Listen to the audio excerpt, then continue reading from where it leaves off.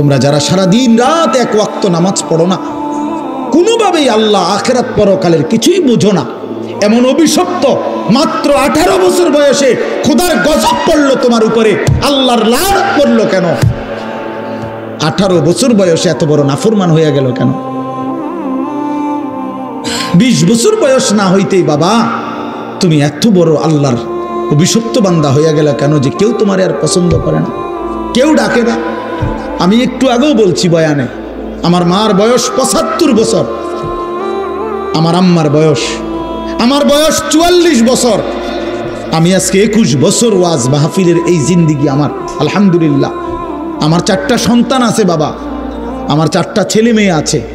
আমার এই 44 বছর বয়সেও আমার আম্মা 75 বয়স্ক মহিলা, এখনো আমার মা আমারে কথা হইলেই বলে, হুত নামাজ শুনি, খোদার কসম মা আমারে এখনো জিগায়, ফুত নামাজ পড়ছুনি, নামাজ পড়ছি। আমার সন্তানদেরকে দেখলো জিগায়, নাতি নামাজ পড়ছুনি।